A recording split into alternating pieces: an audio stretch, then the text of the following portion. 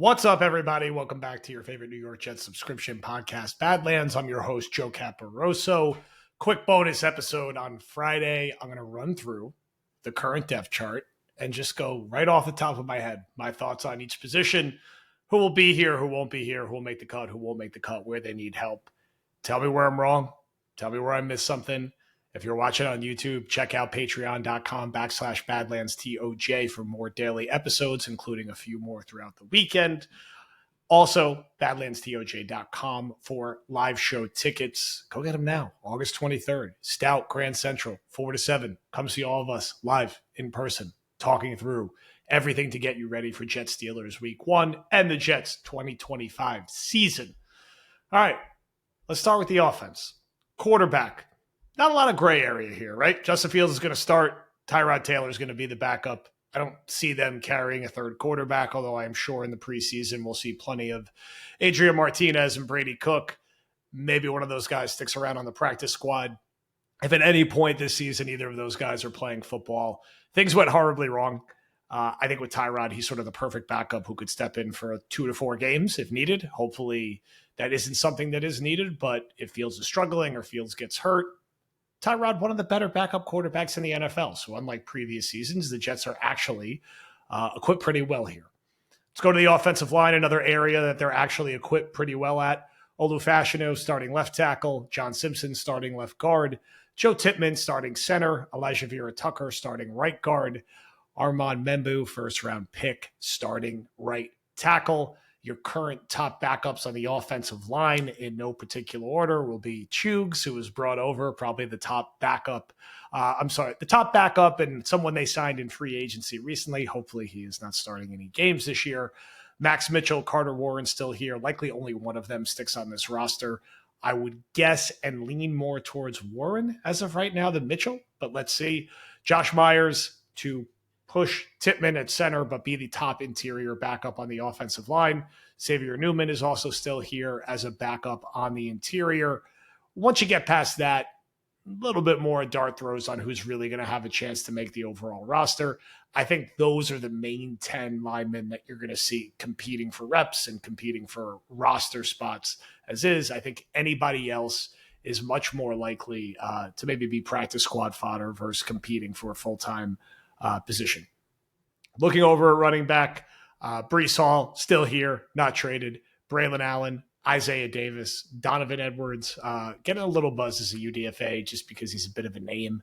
That being said, I don't think that means he is going to push Isaiah Davis off the roster or push Braylon Allen off the roster, but a name worth mentioning as the quote-unquote fourth running back. At the moment, I think the top 3 will certainly make it, and you feel good about that running back room overall and the competition there throughout it. Tight end Mason Taylor should start on day 1 as a rookie. Jeremy Ruckert likely to be the backup, who also sort of flexes into an H-back and maybe periodic fullback role. They do have Andrew Beck on the roster as a more traditional fullback. Seems like a bit of a long shot to make the team, especially if Ruckert's going to be here. Stone Smart here. Has more of a hybrid receiver tight end. I think he makes the team and plays situationally. Don't have a lot of hopes for Zach Kuntz or Neil Johnson pushing any of these 3 guys off the team. I think it's likely going to be the 3 that we expect to make it. Who make it? Receiver, an area that gets a lot of discussion because it's Garrett Wilson and then it's a lot of question marks. I think as it stands right now, fair to pencil in Josh Reynolds as the other starter.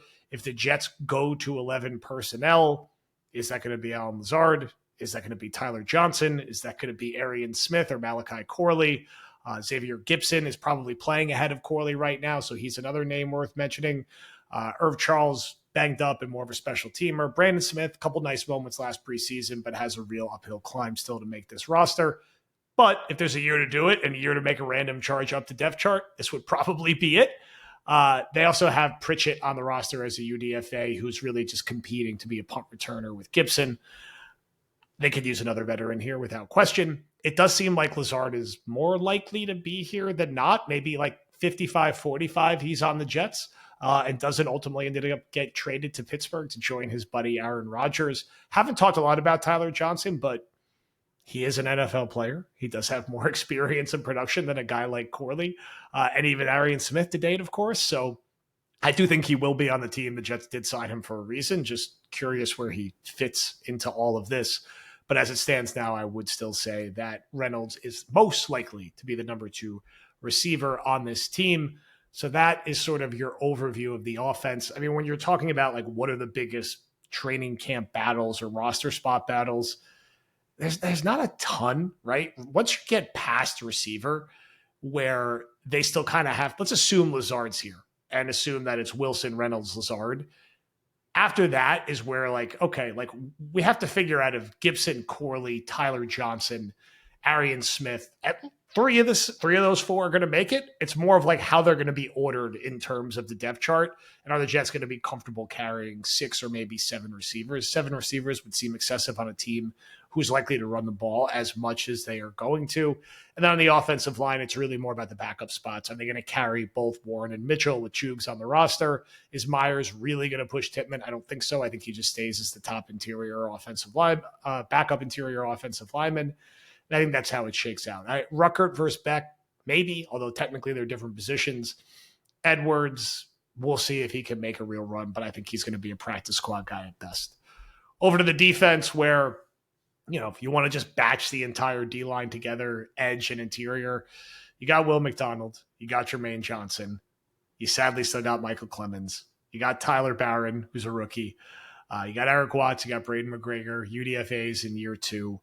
You got Rashad Weaver, who they brought over in free agency on a low-cost deal. You look through the interior, you got Cowart, you got Nandi, Herham Quinnen, you got Jay Talefe, you got Mathis, you got Leonard Taylor. You can see and hear from my tone some of the concerns here. You got UDFA Peyton Page, who was, I think, considered a 6th or 7th round pick in most places. But, man, you'd feel a lot better if the Jets added another body or 2, whether it was at IDL or whether it was at edge.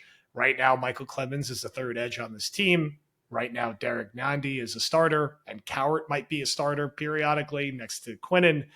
When you get beyond that, it's a lot of second-year UDFAs and rookies that you're counting on. So that is a dangerous situation up front, and getting a little more experience, unless a guy like Taylor or Mathis or Page is going to have a really nice surprise leap. Watts, maybe. You're pretty thin there on paper. So it's one to monitor as we get closer to week 1. Linebackers, you got Sherwood and Quincy. They're going to start. Depth is questionable. They signed Jamin Davis in the offseason, who some fans seem excited about. I'll believe it when I see it. Zaire Barnes is somehow still here in a person. They drafted Kiko in the 5th round. Hard to expect a ton out of him. I think he'll be more of a special teamer. There's not much else there, unless you're excited about Marcelino McCrary Ball, but I don't know if that's really a roster situation at the moment. Corner, Sauce, Stevens, Carter, with Az Thomas pushing Stevens, I think sooner rather than later, but they did pay Stevens a lot of money, so will they move him around? Will he just play corner? We're going to talk about that until it's not something to talk about. They kept Isaiah Oliver around, a guy who could bounce between the slot and could bounce between safety. They still have Jarek Bernard-Converse here competing for a roster spot. You still have Stiggers here competing for a roster spot. Are those guys safeties? Are they corners? How does the new regime see them? I think those remain open-ended questions. On paper, at safety, you would start with Cisco and Tony Adams, although we're all hoping that Malachi Moore can knock Adams out of that spot. The rest of the names floating around are, UDFA types, guys like Jalen Simpson, guys like Jarius Monroe. Dean Clark is an undrafted free agent. So some gray area to be sorted out in the depth positions in the secondary. And really at linebacker, too. Like, what does the second-team defense look like once you get past Sherwood and Quincy, and once you get past Sauce, Thomas, Stevens, Carter? There's those spots are all pretty wide open because guys like Stiggers and Bernard-Converse were not drafted by this regime, and they went and brought in a decent amount of other talent and undrafted free agents at the positions. You would imagine a guy like Oliver, they went out of their way to keep around. They probably view him as a core special teamer, so he's going to be here in some capacity. Specials, as it stands right now, we're going to have a kicker battle. An unproven kicker battle. We got the thicker kicker in Harrison Beavis. We got Caden Davis. So that will be one to watch all summer. And do the Jets add a veteran at some point? That could actually absolutely happen, depending on what shakes out of the preseason. They seem to like Austin McNamara at punter. It's a punter. Hopefully he can be just as good, if not better than Morstead was last year. But new faces and guys to keep a close eye on, right? Thomas Hennessy, of course, still long snapping. We appreciate your service, Thomas. You're always here. Never want to be talking about the long snapper. If you're talking about the long snapper, it's a problem.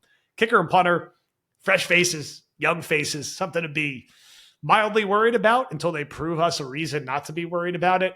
Returner, we talked about a decent amount in the pod this past week. I just hope they don't give the job to Gibson on a silver platter. Could see Pritchett in the mix.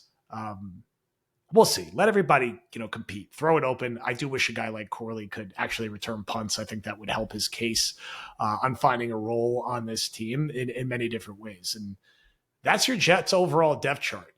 My reading it through, it's the things that we've discussed a lot, right? Like, it is a little dicey on paper on the defensive line, not just the interior defensive line, but the edge rusher group from a depth perspective. At receiver, they're just counting on guys that have a lot to prove, right? We haven't seen it from Arian Smith in the NFL. We haven't seen it from Malachi Corley in the NFL. Gibson, it should really be like a punt returner and like a third string receiver, unless he's really changed and improved his game. Tyler Johnson, he's probably perfectly fine as a backup. Reynolds, you'd feel better at this stage of his career if he was your third or fourth receiver. He might end up being a second receiver here. If a guy like Arian Smith and a guy like Corley have a really good summer, maybe they decide to move on from a Lazard. I tend to think they're going to keep him for security purposes. But the fact that they need to do that sort of speaks to the lack of how they address that position this offseason, which is why receiver and defensive line for me is like you still got to really seriously consider looking for an addition there. Beyond that, I'm a little less worried about safety. I kind of feel like Moore has the skill set and the resume to be an impact player as a rookie next to Cisco. And if you keep Adams as your third safety, he's a third or fourth safety. I think that's okay. And I'm not going to get too wound up about some of the backup corner spots. I worry a little bit about linebacker if either Quincy or Sherwood get banged up, and I do wonder if they, around waiver wires, bring in a guy who's played a little bit somewhere else, so you have another veteran, and it's not Zaire Barnes hours if one of your linebackers gets hurt. But no roster is perfect. On the more positive front, I love the offensive line. I think they have pretty decent depth on the offensive line. Like, you got guys in Myers and Chugs who've started a lot of games. Even Max Mitchell and Carter Warren have played a decent amount for an 8th and 9th offensive lineman. So there's only so much you can ask for from those spots. So I think it's solid on paper. Like the running back depth, they're solid at backup quarterback. Hopefully that's not the button they have to hit because Fields exceeds our expectations. So that's where we sit. Let me know anything else. Let me know where else you'd like to see in addition. BadlandsTOJ.com for tickets to our live show. Thank you, everybody, for listening. We'll talk to you soon.